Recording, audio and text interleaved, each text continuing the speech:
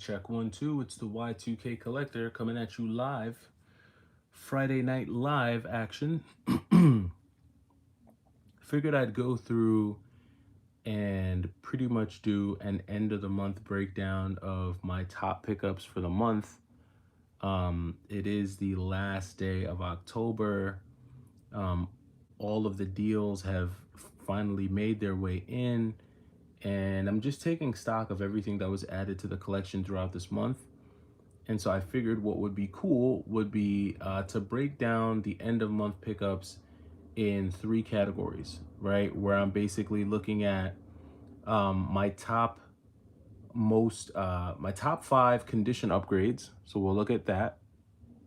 We'll look at my top five most shocking pickups. We'll look at that. And then we'll end the video off with my top 11 overall pickups for the month of October. Hey Nathan, what's going on, man? How you doing? Jack Bat, happy Halloween to you, sir. What's going on? How you guys doing? But yeah, so we're just gonna do a quick recap. Every time I say I'm gonna make my live video short, it always winds up going really long, because I get caught up in the comments and answering questions and things like that. But tonight we are gonna really try to keep it as short as possible and go through pretty much all of these pickups here for the month of October. So I know maybe more people will join, maybe more won't, but oh, you got your third copy of Skies of Arcadia Allegiance. Not bad, not bad. I'm not sure how many will join, but we're gonna go ahead and get started, and I guess everyone can join after. So let's first talk about my top five condition upgrades for the month of October. And what we're just going to start off with this backwards compatible PlayStation 3. So this was a condition upgrade for me. Um, what's going on, Ralph? Yeah, so I had a backwards compatible PlayStation 3, but mine had a lot more scratches on it. It had like some white markings on it that I wasn't able to get off. But this one was in much better shape, much better condition. And I was able to pick this one up for 113 bucks. Actually, no, I'm sorry. I was able to pick this one up for 80 bucks because I was able to use some coupons on it. So $80 for a backwards compatible, clean PlayStation 3 with all the hookups. Super huge deal. Was glad to find that. So that was a major condition upgrade. Now turning to the games. So the first good condition upgrade was this copy of Contra 3. So my original copy of Contra 3 was a little bit kind of jacked up. And so this one was a condition upgrade. Jackbat, yeah, 80 was definitely crazy. Sunset Liquid, what's going on, man? How you doing? Total Tech, no, that was a PlayStation 3. Auto Samurai, sup, bro? Just cop a PS2 game called Oni. Nice, yeah, Oni. I have had Oni, but I don't have it anymore. So Contra 3 was a condition upgrade. My original copy had some bubbling underneath the label, so this was a really cool condition upgrade for me. Was glad to add that. Another condition upgrade this month was this copy of Street Fighter Alpha 2. So my original label on that was also damaged. Next up, we had this copy of Project Justice, which I was able to get my hands on. My original copy of Project Justice was the book and the case were reproduction. Only the game was real. Now I have a fully real copy of Project Justice. And then also this copy of Castlevania Symphony of the Night. This was also a condition upgrade for me. Just a much better manual, and my original disc was buffed. And then last but not least, Superman. So I was able to get a complete copy of Superman on the original Game Boy. Up until this point, I only had a loose cart copy. So these were the top five condition upgrades for the month of October. And was really stoked to get my hands on all of those. Now we're going to look at the top five most shocking pickups in October. These games were really shocking to find. Sunset Liquid, Y2K, what does your brother think of your game collection, and does he still play video games? You mentioned in past videos that he used to play. So my brother, he actually doesn't really play video games as much. I think for my brother, video games was a bit of a coping mechanism. So once he kind of got older and was able to do other things, I think he kind of fell off of video games, to be quite honest with you. But I'm sure if he doesn't know that I have as much stuff as I do, but I'm sure if he did, he'd probably be like, whoa, it would be a blast from the past for him. Adam Wilson, what's going on? All right, let's get into these top 5 most shocking pickups in October. We're going to get off hot and strong. The first one is Metal Gear Solid. I was completely blown away that this came in this condition. Usually when you order games like this off of the website, um, uh whenever you see games like this, to be quite honest with you, you never know if you're going to get a real version or if you're going to get a fake game or something else. But they sent me this copy and it was legit, so that was a shocker. The next shocker was the Ring Terror's Realm. This was an in-store pickup. I had never heard or seen this game before, but it was complete in box. This is $100 game. They had it for 55 bucks. Was super stoked to find this and get this. Honestly, this was a true shocker for me when I found it. Next up is Vandal Hearts on the PlayStation 1. So this was so I've never, up until this past October, I had never gotten a jewel case, a complete in-box jewel case game. I just hadn't gotten that.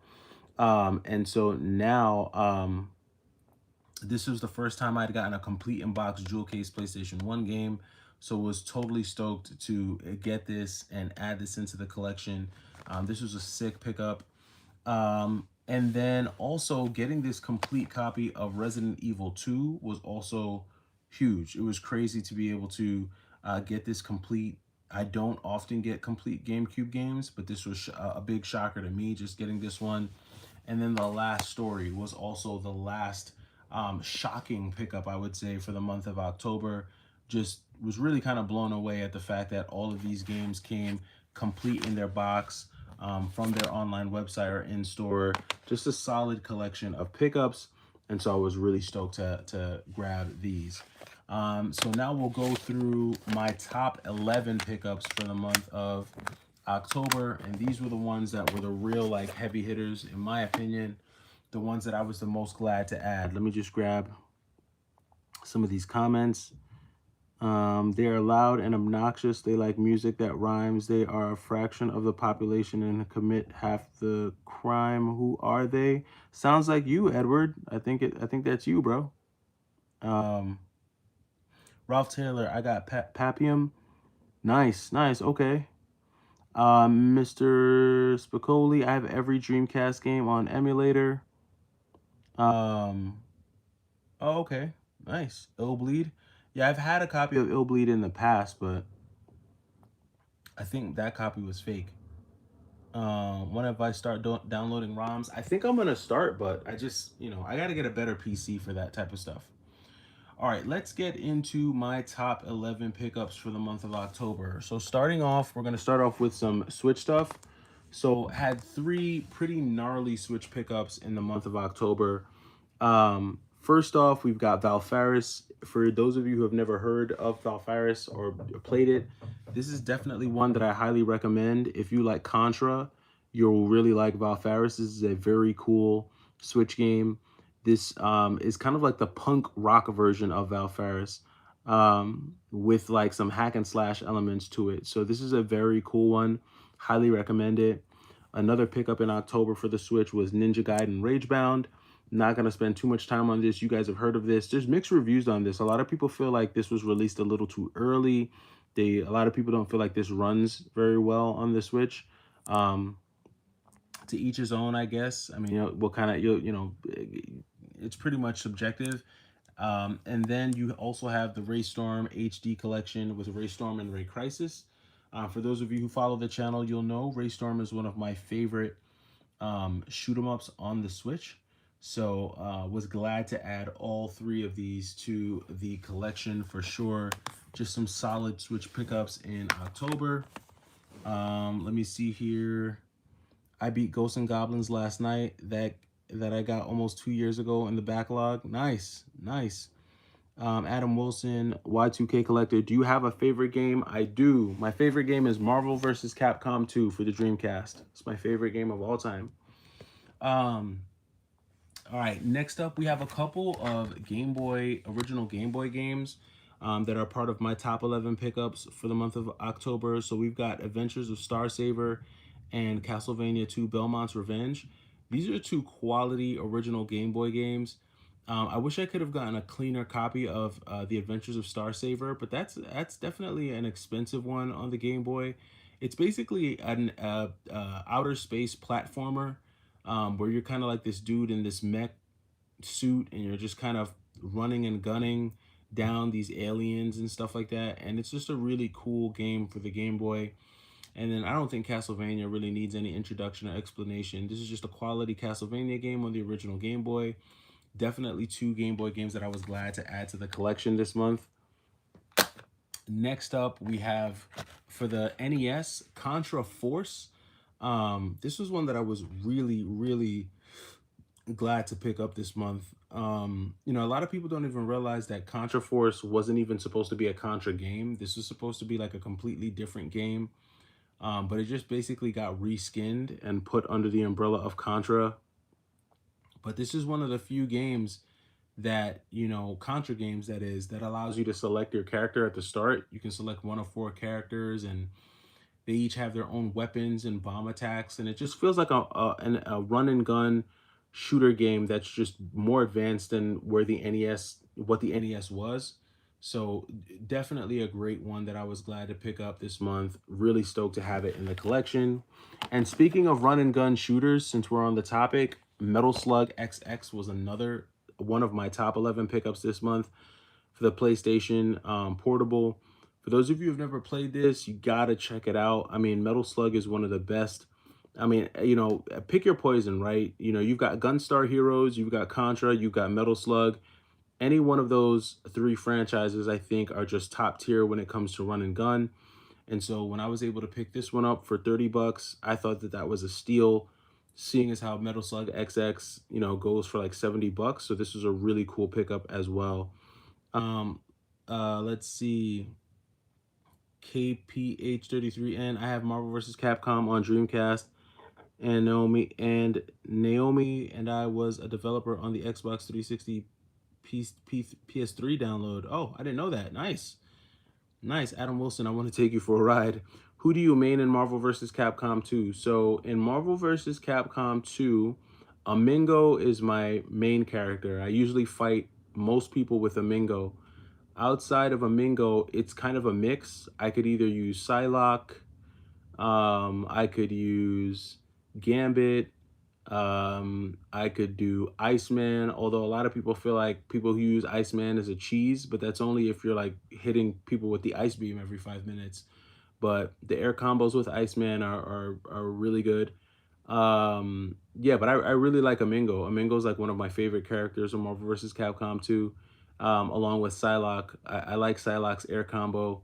Um, Omega Red, I've used Omega Red in the past. I'm trying to think, but if I had to pick like who's my top three, I would say Amingo, probably Iceman, and Psylocke. But it depends on who I'm fighting, right? Because if you're someone who's gonna cheese me, I have to pick someone different than like if you're someone who's just gonna fight me straight up. Like if you're just gonna straight up, like if it's like a hand-to-hand air combo, like who can catch who first with the most air combos, that's different from fighting someone who picks like a Sentinel and tries to cheese you with Sentinel's moves all day, or like a Juggernaut and tries to cheese you with Juggernaut.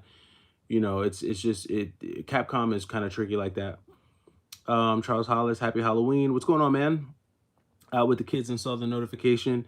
It's funny. I took my kids trick-or-treating earlier, so we kind of got that out the way earlier in the day, just because it looked like it was gonna rain here. It got real windy and rainy, so I just kind of wanted to get them out the rain.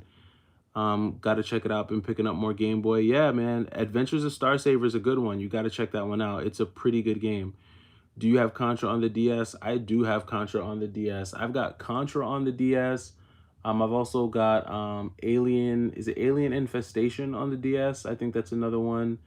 You also have Metal Slug on the DS as well. So I've got a few of those run and gun shooters on the DS. In 2019, my last find was Moto Racer Advance for 20. Nice. Nice. Oh, Caffeine. That's how you say your name. Okay, got it. Got you. So yeah, Metal Slug was another of my top 11 pickups. Then here's another top pickup for me as well. So you've got Marvel Ultimate Alliance for the Xbox 360. So this is the gold edition. So the reason why this one is a top 11 pickup for me was because I remember back in 2008 staying up all night to beat Marvel Ultimate Alliance. This was one that I've played a ton of, and I never had the gold edition with all the extra stuff. I mean, my favorite character in this game is going to be Iron Man 9 times out of 10 anyway. Um, just because whenever it comes to these like co-op 3D beat 'em up style games, I usually go for the person with the projectiles, right? Like same thing in Dynasty Warriors. I can't remember her name, but there was a girl in Dynasty Warriors who uses the arrows, and not a lot of people pick her when they're choosing their character in Dynasty Warriors because in the beginning she's really weak. Like she doesn't have good stamina. You could take her out pretty easily. She's not really good. But the thing is, that girl with the arrows, when you like play Dynasty Warriors a lot and you level her up and you level up her Mushu and you get a lot of her, you unlock her tomes and things like that, or tomes, however you say it in Dynasty Warriors. When you level that girl up and you add like elements to her attacks, she is beast mode, bro. She's like god tier. That girl with the arrows, because I remember in Dynasty Wars, like towards the end when you have to fight that final boss. I think is it Lubu? Lubu is who you have to fight in Dynasty Wars. I think when fighting Lubu, Lubu didn't stand a chance because he couldn't even get next to me. Because by the time I got to Lubu with the girl with the arrows, I had added the ice element to her arrows, so when she did her tome attack and it would like rain arrows, she would freeze all the soldiers in the area. I mean, I played the 360 a lot. Like Dynasty Warriors was my game, and Ultimate Alliance was definitely my game as well. And I typically go for characters that have projectile weapons because usually they start off slow, but once you build them up, and I usually focus on building their stamina and strength first, and then add the elements. They're god tier. Trust me, they're just god tier. Um, who are the exclusive heroes villains in the Ultimate Alliance Gold Edition? I don't know. I don't know. I've never owned this copy. So I don't know if it's some of the characters that you see on the cover here. If it's Hulk, I doubt that because I've seen Hulk and I'm pretty sure Magneto are in the original version. But if that's Cyclops in the top right, I would say Cyclops because I don't remember Cyclops being in the version that I played. But I do know that, you can unlock different characters, Ms. Marvel, Spider-Woman, Black Cat. But in Ultimate Alliance, some of the characters that you unlock, they're just there for novelty's sake. Like they're really not effective at all. When it comes down to it, right? Like, you have the characters that are like S tier, and then you have the characters that don't really do a lot of damage, but you know that they're there just because they're in that Marvel universe. So, but this was definitely a great pickup. I'm glad to be able to add this. I do plan on playing through this. This is also one that I could play with the kids around. So, because it's not that rough. So this is a good one. Then we're gonna end this off with some Sega Genesis. So these are the last of the top 11 pickups for the month. First up, we have Truxton on the Sega Genesis, complete in box. Never didn't wake up that day intending on buying a copy of Truxton, but I was looking for a copy of Golden Axe that day, and I found a seller who had not only Golden Axe but Truxton as well. And so this copy was in decent enough shape, and I'm a big fan of shooters on the Sega Genesis. Truxton was never like a must buy type of game for me. I never felt like I needed to have it, but the fact that it was there, it was available. I think I picked this up for like 85 bucks, which is market price, right? Like that's not an amazing deal. It's not a steal. It's not, but it was a fair price for a game that was in good condition. The box is in good condition. The manual's in good condition. It still has the hang tab. And so I felt, I don't really get opportunities to buy a lot to buy Truxton. So I went and got Truxton. So this was one of the Sega Genesis pickups, sorry. And then we have Golden Axe. Golden Axe was also a pickup this month. Now this was one that I was looking for. It's kind of hard to find this game complete in box for some reason. I don't know why. It just seems like it's harder to find a complete in box copy of Golden Axe 1 than it is Golden Axe 2. I don't know why. It's easy to get like the loose cart, but I wanted a complete in box copy of this game, and so I found someone who did have a complete in box copy. Again, the game itself, it was in, I mean, top tier shape. I mean, you guys can look. The manual is like, it's not perfect, but it's really good. The manual is in really good shape. And that cartridge, man, that cartridge looks really good. So was glad to add that one into the collection as well. This was a really great pickup this month. And then the last pickup of them all in terms of the Sega Genesis games was this copy of Strider on the Sega Genesis. Again, very good condition. And this is another one that's kind of hard to find complete in box. I don't know why. I don't know why some of these Sega Genesis games, the original ones, are just tough to find CIB. So, but this is another one that I was able to find complete in box. Went ahead and added it. The cool thing about this copy of Strider was that not only is the manual in really good shape, but this one actually came with its original poster as well. So it does have the original poster in there. So that was cool. And then the cartridge is in really good shape as well. So just some really good condition pickups there to add to the Sega Genesis. I still collect for the Sega Genesis actively. You know, if I ever find, you know, Sega Genesis games, I'm going to pick them up. In fact, I have two more. These aren't in my top 10, but I did grab two more Genesis games this month. One of them being Superman for the Sega Genesis, as well as the Justice League for the Sega Genesis. So we had a lot of Sega Genesis pickups this month, for sure. But those are my top pickups for the month of October. A couple of honorable mentions before we go. Pokemon Ruby and Sapphire were two pickups that I got in the month of October. Was shocked to find these in real copies, right? I'm always skeptical. I'm always hesitant to pick up these copies whenever I see them because there's so many fake copies of Pokemon around, but I was able to get my hands on these. So these were a really interesting find.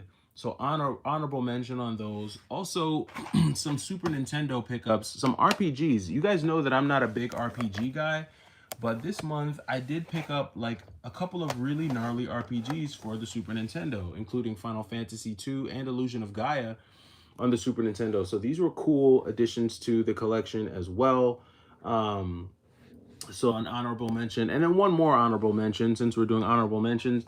Saturday Night Slam Masters. This was another pretty solid pickup this month as well. So all in all, just some really good stuff. Was glad it was a busy month.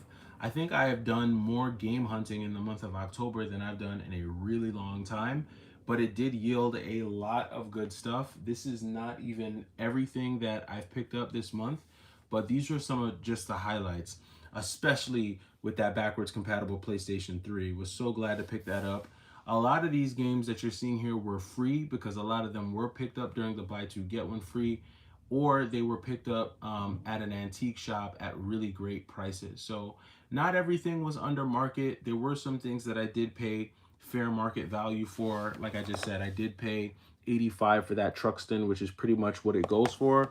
But all in all, if I had to put a percentage on it, I would say that all of my pickups this month were an average of about 35% off of whatever their price charting values are, which for me feels like a really good deal. I mean, I could probably even push that and say 40, but all in all, it was a strong month. Let me grab some of these chats before we head out here.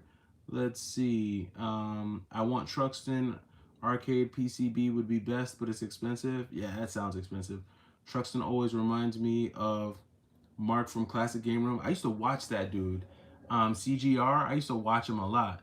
Doody, doody, doody, doody, doo. That little music. I love Truxton, one of my favorites. Yeah, Truxton is a cool one, man. I need to work on my Genesis collecting. It's one of my smaller sets. Master System 2. I could never get into the Master System, but I have nostalgia for the Genesis, so that's why I collect for it. Damn, when I first started collecting in 2007, all those CIB Genesis games were cheap as dirt. Yeah, they probably were. They probably were. You know, that's the thing. Like, a lot of times whenever I see games, or let me say it this way, whenever you think about games that you could have gotten cheaper back in the day, you also got to think about the stuff that you did buy that's worth a lot more now that was also cheap back in the day. Like, so, for instance, if you didn't buy video games back in 2000 and whatever, but let's just say you bought a house back then, right? You won. You ultimately won, because which would you have rather have bought 20 years ago, a house or some video games? You know what I mean? Like, yeah, so what if a video game has gone up $200 in price? Your house has probably gone up 400,000 in value, right? So and that's sometimes what I kind of have to remember and remind myself whenever I see games and I'm like, damn, I wish I would have purchased this. Sometimes I think back and I'm like, well, what did I buy 10 years ago, 15 years ago? And then I'm like, oh, yeah, that's right. I was buying stocks and assets and a house, and I was investing in relationships and other things like that. And so, so what if you missed out on a really cheap video game? So what if a game that was $2 in 2004 is now $20? Who cares? You're probably winning in so many other areas of life that more than make up for the price difference in a video game that I don't even think about it. And that's why I don't even really think about or care about, like, like, prices are prices. Prices are going to be what they're going to be. You know what I mean? So many people, I think, in our community, they stress over what things used to be, and it's like everything comes at a cost. And who knows, a dude who has a room full of video games probably doesn't have some of what you have. They probably don't have the relationships you have. They probably don't have, other things that you have actually invested in. So I try not to get caught up in the damn, this game was this a long time ago, because I think about what I did get back then, and I wouldn't trade any of the investments I made 10 years ago for video games. I can tell you that right now. Like, I would not trade anything that I purchased 10 to 20 years ago for video games back then. Because if that's what I had to show for myself 20 years later, no, I would be in a way worse position. So, um, I would say in 2025, if you see games that you like and you want to get them, get them. As long as you're not being fleeced, as long as you don't feel like somebody's trying to rob you or shake you down or overcharge you, and if you feel like you're getting a fair price, get it. You know what I mean? And if the price drops, it drops. If the price goes up, it goes up. But that's just the way. That's just the way things supply and demand works. It's the way things work. Let's see. Have you ever played Elemental Gearball on the PlayStation 1? I think that requires a light gun, right? Isn't that a light gun game? Summer is Summer is sad. Summer is a diddler. I think that's what that is. Summer is a diddler. I think that's what that name is. Have you ever played Elemental Gearball? I have not. I think that's a light gun game, if I'm not mistaken. Yeah. But that does it for me, guys. Might as well bust out your hoodies, get your eggnog going, light the fireplace, because this is when hunting does slow down for a lot of people, like hunting in the field. Some people, they still go out there and they still try to get after it, but with the weather getting bad. Oh, daylight savings time ends this weekend. So now we're back to having shorter days. Yeah, hunting season is officially, I don't want to say it's officially over, but when the sun goes down at 4 o'clock, I mean, not many people are hunting at night. So I would say that, oh, don't forget to replace the thermal paste. No, I won't. I won't. But yeah, hunting season is probably gonna start coming to a close here real soon. Things are gonna start shutting down. So this is definitely a great time to make some trades though. So if you're part of a retro gaming community or retro gaming network, now is definitely a good time to see what kind of trades you can work out. But hunting as a whole is gonna get a little bit rough. But that does it for me, guys. Hopefully you all have a great afternoon and evening. I will catch you in the next one. It's the Y2K Collector. Take it easy.